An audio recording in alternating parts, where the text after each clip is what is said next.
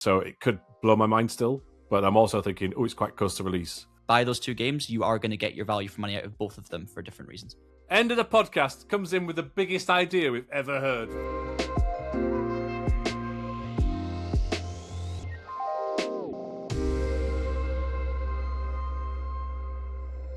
Hello and welcome back to the Traxion Control Podcast, your weekly dose of sim racing news, racing game updates, and complete nonsense. I'm Tom, also joined by Tom and John, and we're going to, have a little ramble about what's happening in the world that we work in each day, and then also go through community feedback of our Forza Horizon 6 preview, and also the Forza Horizon 6 previews in general, and then also the return of the quiz, because it was requested by the community. Sorry, Tom. We listen to the community. The community have spoken. So last week we started off with what have we been doing, and this week it's kind of that, but we're just going to hear about what John thinks of the iRacing special event he did at the weekend, which I can't even remember the name of it. What is it, John? It is the IMSA Classic 500, which just rolls right off the tongue. It was going to be the Road America 500. This is the event that's taken place over the last number of years in iRacing. 100 and something laps around Road America. Two classes, GTO, the Audi 90 Quattro, and GTP, the old Nissan GTP ZXT. Basically the kind of early 90s Group C, Americanized Group C category that raced in IMSA, and is very fast, huge downforce. A great category, great racing. But I have to say, Tom, this year was a bit strange because a week before the event took place, it was announced that it was no longer the Road America 500, it was the IMSA Classic 500, and it would be taking place at Laguna Seca, which was an odd choice, to say the least, simply because, yes, it is an old IMSA venue, and it is, an interesting circuit, but it really isn't very well suited to lots of multi-class action with lots of cars on the grid. And I think possibly because of that, it wasn't a very popular special event relative to other iRacing events that run. So it was ultimately a little bit disappointing in some ways. Strange, isn't it? Because iRacing seems to have written the playbook on special events. They've been going for years and years and years, and there's always a bit of hype around it. They're streaming the top few splits, and a lot of your influencers and esports drivers take part. It's odd. It seems to have been a bit of a stumble, and I wonder if it's to do with the event specifically or to do with the platform generally. Ooh, yeah, good one. Let's hope it's the event specifically. But let's lift the lid on our thoughts behind the scenes a little bit, because last week we had in our little document of what we were going to talk about, the appeal of iRacing special events, and we ran out of time. So we just thought, we'll talk about it this week. And in the meantime, John and our colleague Ross McGregor live streamed it on the Traxion YouTube channel, their participation in this iRacing IMSA Classic 500. Yeah, don't get me wrong, I really enjoyed the race, and there was nothing wrong with the actual race itself from a driver's perspective. And I also don't want to get too bogged down in, this is, it's really bad and there's a big problem here, because it could just be a one-off. But I just think that as iRacing special events go, normally there's a big air of positivity around them, and there's a lot of excitement and there's a lot of participation. And it just felt relatively like there weren't that many splits. I think the version we did, which was also the event that was broadcast, or the top split was broadcast, I think there were only 4 or 5 splits of action. It felt like, as I say, the cars didn't suit the circuit. I also think the cars have changed since the previous runnings of this event at Road America, and they were very, very difficult to drive. It was like something's not quite been sorted with the new tire model, or an update that's changed the setup requirements, and it felt like the car was on a knife edge, very difficult to set up safely, and I think that probably put quite a lot of drivers off as well. But you also have to consider the fact that the change to Laguna Seca doesn't make much sense from a driving point of view. So why was that change made? Now, I'm sure there are good reasons behind the scenes for why iRacing would make a decision or a choice like that, but it also, because it was Laguna Seca specifically, and we've seen Laguna Seca's kind of had there's been a change of how Laguna Seca has been appearing in sims in recent months. It seems like there's something going on there with licensing agreements, or there's a change in how Laguna Seca is running it and working with different sims. I wonder if there's something there in the relationship between iRacing and Laguna Seca, which has actually encouraged this event. That's very much speculation, but it does feel a little bit strange that this would happen this year, given the recent changes to even Laguna Seca no longer becoming free on iRacing, for example.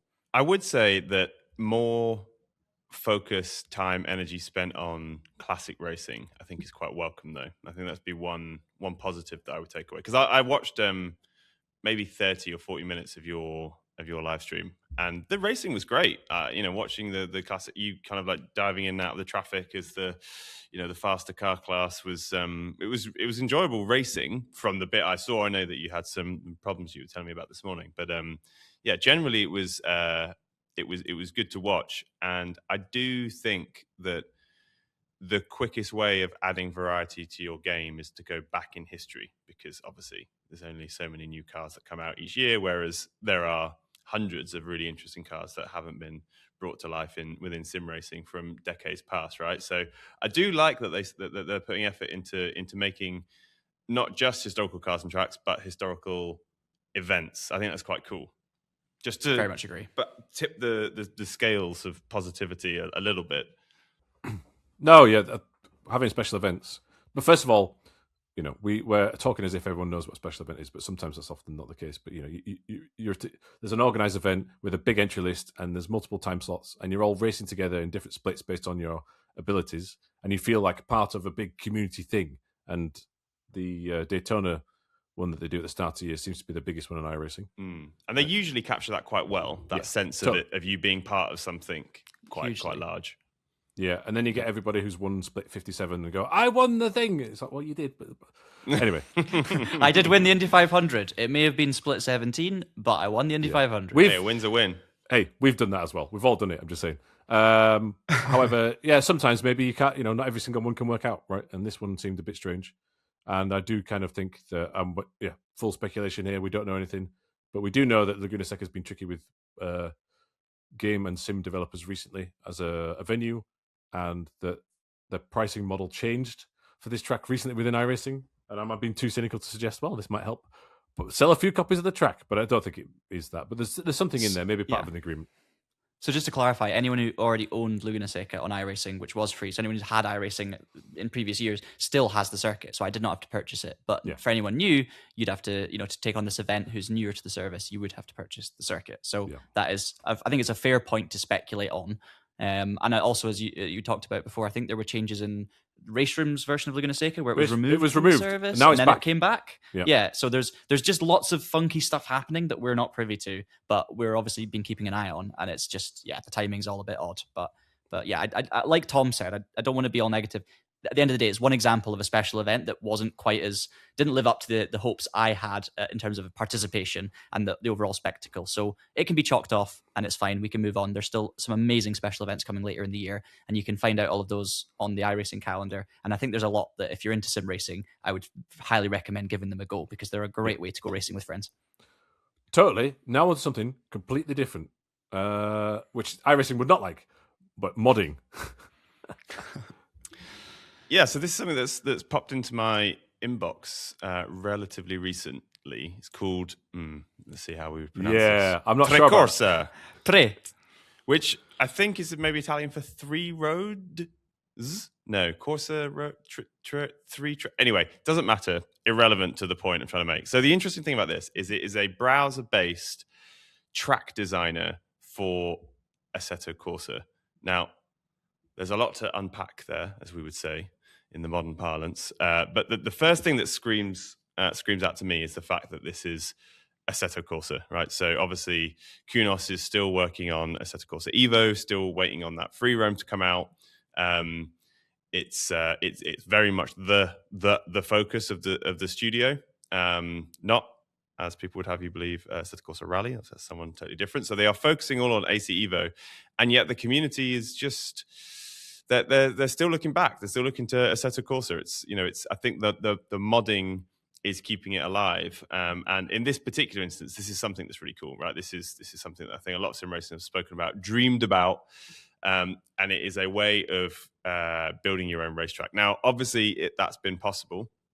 Modders do it, but you have to be fairly technically savvy. You've got to download fairly complex software, and you've got to know what you're doing, basically. Whereas this, by the looks of it, is pretty much a drag and drop racetrack builder. You can import satellite imagery and height maps from existing places in the real world. So if you want to make a racetrack around your home city, you could. Actually, that's quite a cool idea. I'd love to do that. Make like a Newcastle city track. And anyway, you can modify the terrain. There's like a paintbrush where you just literally just paint textures on. They've got their road editors. They've got curbs and walls. They've got a whole asset bank of things that you can just drag and drop into your racetrack. They've got lighting for nighttime racing. They've got pit settings.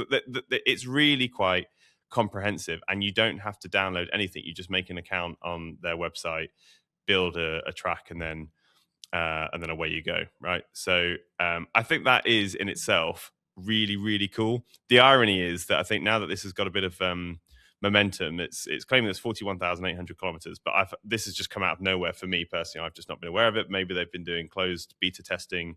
Maybe I've just had my head in the sand and not noticed it, but it's going to be funny when somebody inevitably creates the Nürburgring Nordschleife open world at the Eiffel realm that AC Evo are yet to bring out. When the modders all get together, they use this tool and then they build the free roam map that Kunos are working on. Like that is going to happen, and it would be quite an embarrassing race to lose, I think. But if you're Kunos, it's a win-win, right? Because all this is going to do is have more people playing, downloading your game and your DLCs and whatnot, even if it is, £2.29 usually to buy the base Assetto Corsa. So yeah, it just caught my eye. I think it's really, really cool. And yeah, I am excited to see that race for who's going to build the am I saying it right? The Eiffel area? Eiffel, yeah. Yep. Yeah. Yeah. So it's cool, and it's such an old game now, and here it is, still kicking. People are still building things, and in fact, in the Traxion GG inbox, we're getting invitations to Assetto Corsa modding company launch events at real world racetracks in the UK, where new Assetto Corsa mods are being launched. That to me is wild. It is, although we have seen in our previous interview with Marco Massaruto, which you can find on the YouTube channel and the website, that Evo will be opened up to modding in a similar way to the first Assetto Corsa. So what's really interesting for me is how that develops over the next several years. It's not going to be overnight, but then in theory you should have a more detailed starting point to then build upon even further. So, exciting times ahead. And speaking of Evo, to bring us back to reality and less sort of fantastical, they've got the content has been confirmed for version 0.6, but not the release date, although we think it's soon. And let's just rattle through this list here. So there's the Audi R8 GT4, which Evo spec, but a derivation of something that's been in ACC. Well, we said that word again 2 weeks in advance. Another race car is a Ferrari 296 GT3, which they just confirmed. But if you follow Traxion, we already confirmed that for you a few weeks ago. Ford Mustang GT3 from ACC. The Porsche 911 GT3R Rennsport. Confusing name car, that, because Porsche RS in Porsche parlance means Rennsport, and this is an R Rennsport. So what does the R mean? Anyway, so there we go. And then they've got a couple of classic supercars. So the Lamborghini Countach and the Ferrari 288 GTO. And the track this time is Sebring, which is a series debut for that venue. And there's also a full list of patch notes, which is also on the website. So we'll link that in the podcast description. I was going to say, Tom, you've missed out a key one there. I can't believe you didn't mention the improved multi-link suspension system with configurable coilover direction and optional chassis hinge joints. That's the first thing I noticed when I saw the patch notes come out. Oh, I'm so sorry. Yeah, if you want to know that sort of detail, the granular stuff is also on our website as well in a separate post. But in all seriousness, though, if you're ever wondering how deep they go when it comes to building car physics, like you read the physics and handling updates when these updates come out, and it's just mind-boggling. Added coilover direction modeling to suspension wishbones, bump stop engagement windows that vary with collar position. Like it's I know a lot of people are going to be listening to this going, yeah, we know, that's like why we love sim racing. I get that, but every now and then you read these patch notes and you go, okay, this is really cool if you're a nerd like us. It's funny to see this full car list as well after we spoke recently about whether or not Assetto Corsa EVO should be focusing on GT3s and GT4s or other things, because of course it's, like, as we knew, more GT3s and also a GT4. So yeah, I would have liked to have seen more of the other cars to back up my point that it's not having an impact. I also, though, noticed, I think it's the other parts of this 0.6 update that will, of course, catch the eye. AI changes, that's been mentioned as a significant thing. And obviously, AI has been one of the biggest bugbears for me personally with Assetto Corsa EVO, and I'm sure a lot of other players. So that's very important. And of course, any other UI and physics tweaks we'll have to see. But the UI, I think, is maybe an under talked about issue with Assetto Corsa EVO. The UI is just not well optimized at all, or you could say it like that. It's really not great, and it's just very clunky, confusing, slow. There's just so many elements that I'd like to be improved. So I am very keen to see what changes are made outside of the content, because this could be big. And they're also, of course, updating Nordschleife to reflect 2026 refresh. And to be fair, I already thought the version they had was one of the most up-to-date in sim racing, potentially the most up-to-date. So, I mean, credit where credit's due for refreshing something that feels pretty good already. Yeah, I think this just goes back to what Evo's trying to be, which is sometimes slightly confusing from the outside looking in, which is free roam, cool, but still a hardcore simulation, and still trying to appeal to those people who are doing like ranked multiplayer races. And this update is specifically to try and combat the latter, I think, based on the car list, but also the fact that, I mean, we won't go too much into it because we're not fully sure how it will work, but as of this launch of this update, it will be able to launch servers for multiplayer, your own servers, via the Steam app, not just the sort of exclusive dedicated website only. Again, we're not quite sure how that's going to work, but that's also a key change. So I think it's a very much multiplayer-focused update and foundational physics changes. Anyway, we shall see when that comes out, which it might be by the time you listen to this podcast, but at the time of recording the podcast, we don't know. So there we go. But we do know that the servers are getting maintenance over the next 2 days, so it's very, very soon. So this leads us on. Also, just a very quick shout out to Project Motor Racing again. We talk about it every week, but it was free on Xbox over the weekend, just gone, but only if you had the Game Pass subscription. But the Microsoft website blog post, the graphic made sense, but the actual blog post that Microsoft put out made it sound like it was in a free-for-all section, but brackets, you still needed a subscription. So a bit of confusion there. Maybe people on console enjoyed it if you're on Game Pass. Maybe not. Let us know in the comments.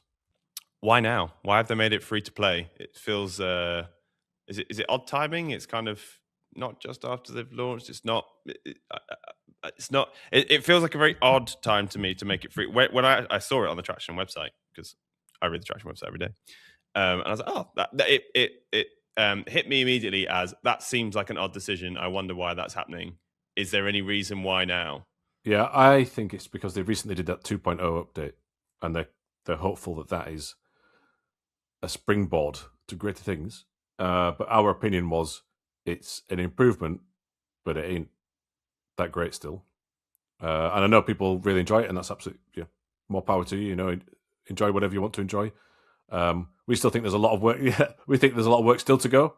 There's still some strangeness to a lot of the elements, and so I think this was let's get the player numbers in. We've also just launched this first paid DLC, right? So if we get some people playing for free, they might buy some of the Japanese cars.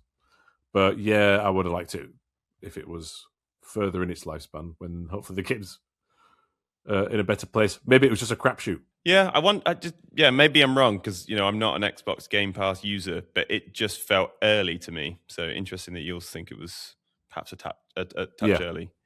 If patch 2.0 was amazing, kind of makes more sense. But then even then, if it was really good, you might just get more sales. You didn't anyway.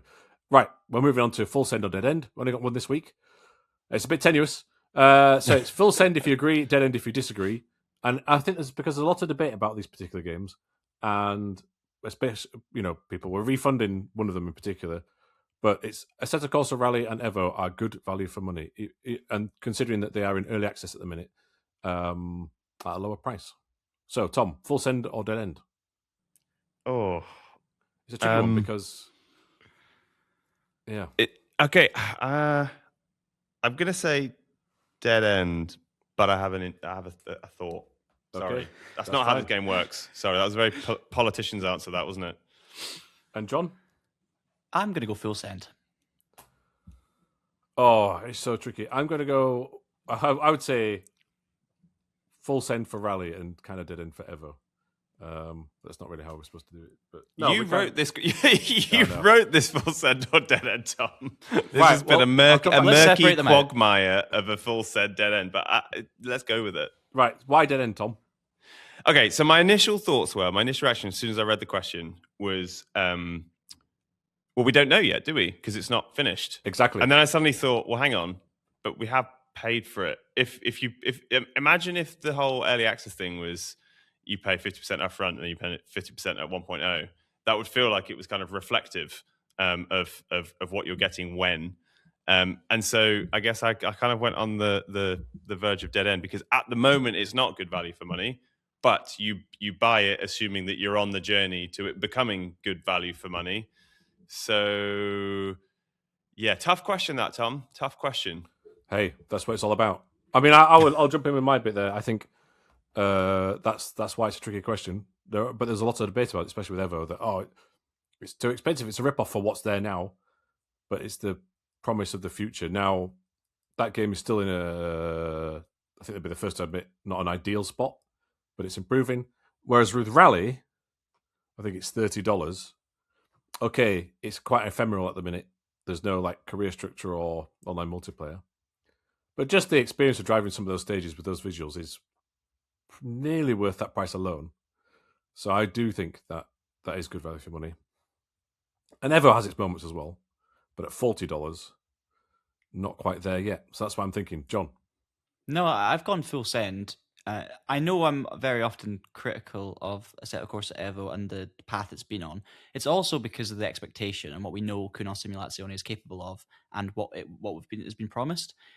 I think if you're to split them up, cover Assetto Corsa Rally very quickly. I do think it's already, as you kind of alluded to, Tom, I think it's already worth the money for that on-stage experience. This is a sim racing experience very hard to rival unless you have a very good, well-modded version of Richard Burns Rally, etc., etc. As a package, I think it's worth the money, even now, with your online leaderboards, with the sort of chat, the different game modes that you have to be able to get, different medals and move through the stages to experience Monte Carlo. So therefore, assuming that this is going to continue to get more, to get bigger, to grow content, to grow features, it's already worth it. Evo is a little bit more of a half-hearted lunge than a full send, because if development stopped tomorrow, I would say it's just about value for money, but probably not quite, or just almost there. However, I have full faith that Evo will be value for money within a certain amount of time. So when we're talking this point next year, I think Evo will be worth the money you pay now. I have enough confidence in Kuno Simulazione to turn the ship around and keep it moving in the right direction. I think it's already kind of turning. But that's down to my faith in them. So yes, right now, buy those two games. You are going to get your value for money out of both of them for different reasons.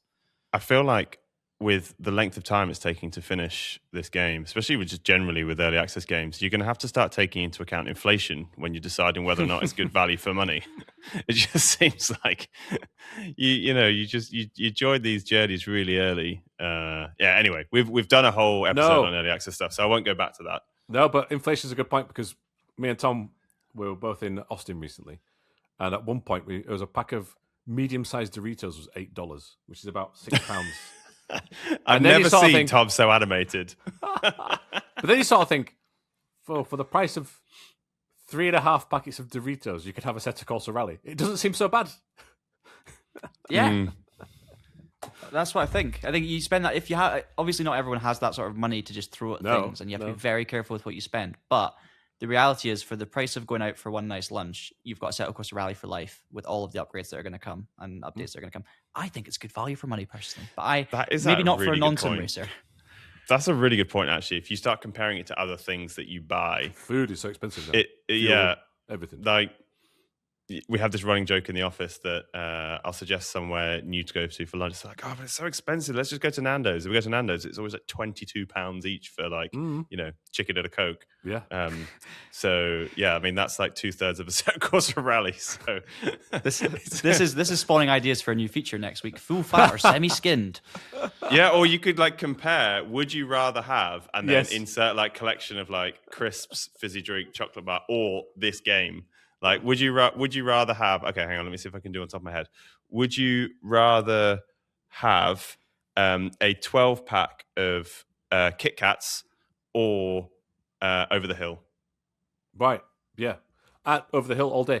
And also, when we were there, we had some barbecue food, right, with plastic plates. Paper plates, plastic forks, and served on a tray. It was amazing, but it was $200 for 3 people. And the next day, it leaves your body anyway. Whereas Assetto Corsa EVO is $40. Never leaves you.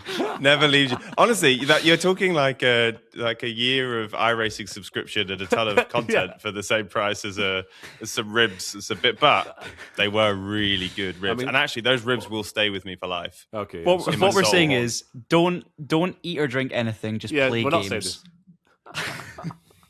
Right. It's time for the quiz.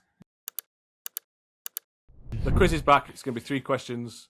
By popular demand, and I can't remember how to do the one comment. Quiz. By the way, the power of the comment. You know, we say, "Oh, we read every comment." We do read every comment, and honestly, I think like we're taking them too seriously because here we are bringing back this. Well, it might be a one-time thing. We'll see if it sticks in the format. So, I'd like you to write your answers down, please. Question number 1: Who is the current F1 points leader in 2026 real-world Formula 1 season? Right, question number 2. I had to think about that. Yeah. Lewis Hamilton has the record for number of Formula 1 race wins. How many? Not something I would know off the top of my head, honestly.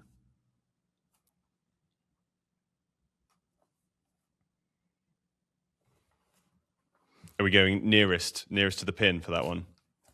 Okay. John's still thinking, is he? Yeah, we're okay. See, this is the difference, right? I'm going with like what I think I've heard on podcasts and whilst watching the Sky coverage. John is going through his head every race and counting up which ones he's won.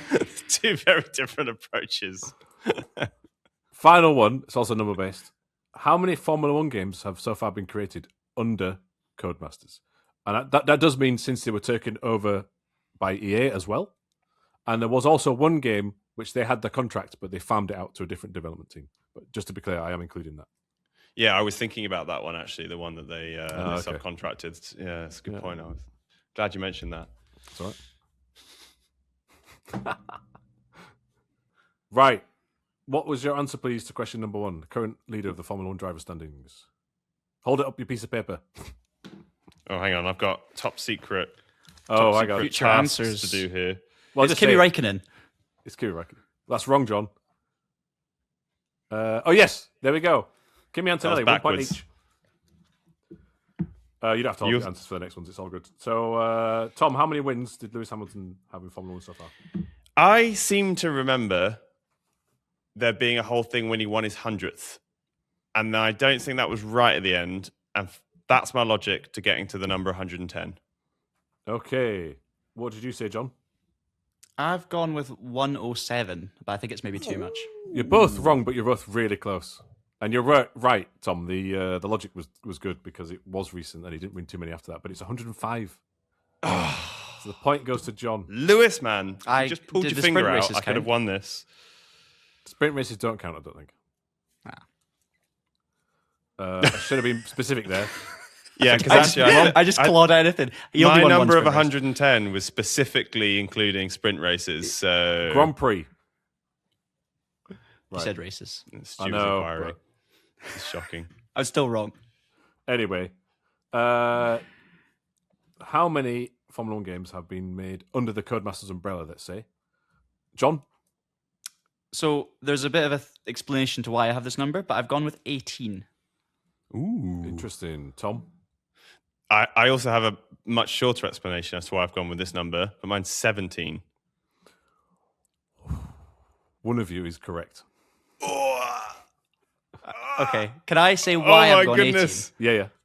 So first part, it started in 2009 because they didn't make the game, but they published the game. This was F1 2009, which was Codemasters had the deal, but they were busy on 2010, so they gave Sumo Digital the job. And part 2 of my answer, which is a bit rogue, and this is why I've gone with 18, is I'm counting F1 race stars. Bingo, that's correct. Sorry, Tom. Oh, gotta love the quiz. So if you add up all the numbers, there's also F1 race stars in the middle there. By Codemasters F1 game. There you go. So it was 18. Yeah, so you won out. That's really annoying. God, that was close. 10 comments on this saying no more quiz. But if one comment says we're doing the quiz again, we're doing the quiz again. We're doing the quiz. Honestly, really quite proud of my answer. 7. Right, so my logic was that the first time I ever played any race, well, not any race, I played Tokka 2, but the first time that in my current era of playing racing games started in 2011. And I've told this story a million times, when I was on a naval base during basic training, and there was a rec room with one console, which was the Xbox, and one game, which was F1 2011. And I just absolutely spanked it because I really, really loved it. And that's what got me into Formula One and motorsport generally, just playing that game. And so I was like, okay, 2011. And I incorrectly guessed that it had been going around for a few years prior, just put a pin on 2007. I subtracted 25 to 7, and actually that would be the wrong number. That would be 18. So I did incorrect maths. Oh, if I got my maths right, I'd have got it right. Bugger. And then you wouldn't have had to explain any of this. You would have just said, oh yeah, F1 race stars, exactly. But if you compare your explanation as to how you got to the answer and mine, I think it is fair to say that you probably deserve the point on this occasion. So I think that's a victory to John, 3-1, but it was mighty, mighty close. And you could argue that it could be 2-1 because I gave a point for being closest with the Lewis Hamilton thing, but technically you're both wrong. Please, let's continue doing that. Okay, so it was 2-1. Very close, very close. Right. Final bit is some feedback. We put a community post on the Traxion.gg main YouTube channel. So I'm not talking about comments that were on the Forza Horizon 6 video, but we asked for Forza Horizon 6 feedback based on what people had seen so far, whether that was our preview, other people's previews, articles on IGN or the Forza website and social media.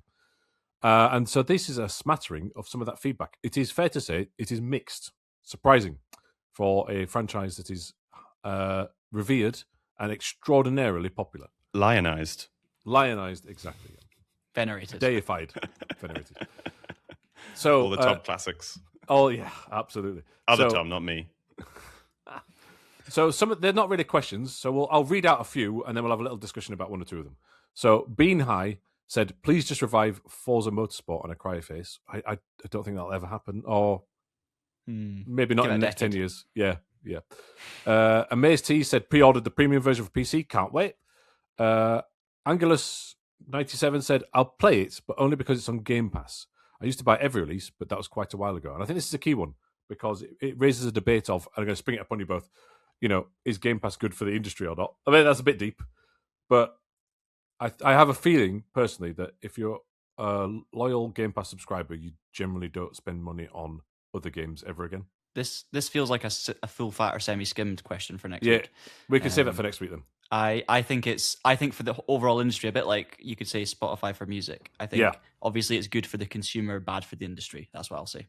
Right. And maybe therefore bad for the consumer in the long run. Okay, in that case then, Volks22, it'll be my first Forza PlayStation player. I think it's a really interesting perspective. So it looks good and worth it, but I understand the long-term players, but more for them, it's more of the same. And even if the content is solid, there's not many fresh ideas. I developed the same fatigue with Need for Speed entries over the years. And I think this is absolutely important. I think a lot of the comments we're going to read out soon are from people who have already played the Forza Horizon games before. But if you're new to it, this could be peak Forza. Yeah. Potential to be incredible. Because this is the thing, even if you're relatively new to the series, like I, for example, I'm still really excited to play this game, but I have only experienced, at the time of release, a small number of the Horizon titles. I think 3 now. This will be the 3rd. If I've been playing it since the first Forza Horizon, I've built up more of that sort of, well, I've done this before. I've been here before. So I think it's a totally, totally fair comment to make. But for new players, this is probably going to be, probably, not definitely, going to be an incredible experience. Well, I am brand new to the Forza Horizon franchise, so I'm interested to test that theory. I am excited by it, and because it's a new concept for me. It's also, and I know I've kind of banged on about this already, but it's also kind of plugging the hole that AC Evo has left in my heart when I first heard of this free roam mode that I was really looking forward to. Forza Horizon, obviously, totally different game, different market that it's attacking, etc., etc. But I do look forward to some kind of relaxed free roam sessions with friends. And in fact, I know you guys were saying that previously you've played the Forza Horizon games at lunch at work. So I'm quite excited to bring back that tradition here and do some Forza Horizon 6 cruising around, chilling, nothing too intense. So yes, can confirm from the perspective of a non-veteran Horizon player, this is very exciting. Couldn't agree more, and it would be good to do some multiplayer at work. Fantastic. Hey, getting paid to play video games, can't complain. Peter Bulk says, sorry, but this is more of the same. A repetitive race game in a dead, lifeless, and empty yet beautiful world. Been there, done that. I'm talking about Forza Horizon here, not your videos. They're always spot on. Thank you for the clarification there. That is a concern I've got, and I've written a column on the Traxion website over the weekend recently that there's a lot that's not been shown yet. So it could blow my mind still, but I'm also thinking, it's quite close to release. How is the progression? Is it actually going to be any good? Is it going to be more of the same? We shall find out in our full review in a few weeks from now. And then there's several comments here on the similar vein. So Sean Beaners, same old stuff. World is beautiful, but count me out. Wan Spartan 117, more of the same and zero surprises. It'll be very enjoyable, probably, but I'll feel I've played this game already and not just once. Again, it's like, it could be really good, but is there enough gameplay differences there to justify its existence? And finally, Pickle the Bear, LMFAO, the roads are still so wide and the sense of speed barely improved. Forza is a joke. Savage there at the end. I have a rogue question, comment, musing to put forward on Horizon. Could this work? Obviously, we've discussed at length before the Formula One franchise, rather than having a new game every year, they have a platform and then each year is a new DLC. Could Forza Horizon be a platform and every few years the DLC is a new map? And maybe you could even drive with maybe a loading screen between the maps. Because it sounds like, just obviously, again, I'm a non-Forza Horizon player, but it sounds like much of the gameplay is basically the same. And all of the marketing that I've seen is about the location more than anything else. Yeah. So could that be a DLC? That's basically what this is, right? Other than a few new features here and there and changes to things, which they have to do. Obviously, that's what we've already got. But I think Microsoft and everyone's going to make more money from selling another full game with then more paid DLC, which essentially does what you've said every couple of years. So, for example, the previous Forza Horizon games did have paid Hot Wheels DLC, paid Lego DLC, which essentially creates a new map in a new location, which you drive to, and then you have to load in, and you've got this new world. So it kind of already happens with the DLCs, but then more people are going to pay more for a new game, even if it is just the same game with a few new features and a different map anyway. I like that idea, For though. the consumer, I like it. Yeah, I like that idea because, I mean, the frustrating thing in hindsight with the Forza Horizon 6 preview build was that, yeah, you could only check out the location, which is exactly what you were saying, Tom. All the marketing stuff is check out the location, and that concerns me more as each day goes by. Like, it could just be a DLC thing, but we're being charged full price for it. Now, the flip side to that is, I do think it takes this number of years to make such an amazing location, but yeah, it could be a DLC at some point, I think. It does at the moment, right? Yeah, but again, it might change. Not for it to have a massive, side step into a totally new category right at the end. But maybe this is something we should discuss in the future. Is the long term or the medium and long term effect that AI will have on racing games and games generally. So broadly, a point that maybe we should talk about this next week is, actually I'm on holiday next week, so I'll not be here. Maybe I could. Anyway, broadly, my point is this. Software at the moment is being generated basically in a kind of universal fashion through AI. So there's a lot of software companies where their moats, their defensibility has been totally broken down because anybody can now build software that works for them and it's entirely customizable. Game creation is getting faster because of AI tools where you can generate worlds and assets, etc., using AI very, very quickly. We've just seen an Assetto Corsa mod with a browser-based track builder that imports satellite imagery in order to create maps for Assetto Corsa. My prediction is that within, I'm going to say early next decade, there will be a game where I can just draw a box around a bit of Newcastle and it will generate inside this game, this platform, and we'll be able to drive around it. And essentially all of this content will be generated. And so rather than having to buy this little kind of isolated silo of a game, there will just be a platform where you can create your own games within a world. It's almost like Roblox, but with modern graphics for sim racing. There you go. Classic Tom Bunten. That end of the podcast comes in with the biggest idea we've ever heard. This huge debate. It's too late. Next time. Tune in next week for more on that. Big picture thinking. But with that, thank you very much for everybody who listens, comments. We see it. We really appreciate it. On YouTube, if you're watching, it's the Traxion Podcast dedicated channel. We'd like some more subscriptions on there. That would really help us out. But also, more comments are coming through on Spotify, which is amazing. And we've also got the brand new website, which Tom mentioned earlier on in this podcast. And you can also leave a comment on the podcast post that we do on there for every single podcast that we release. For now, thank you very much. See you soon.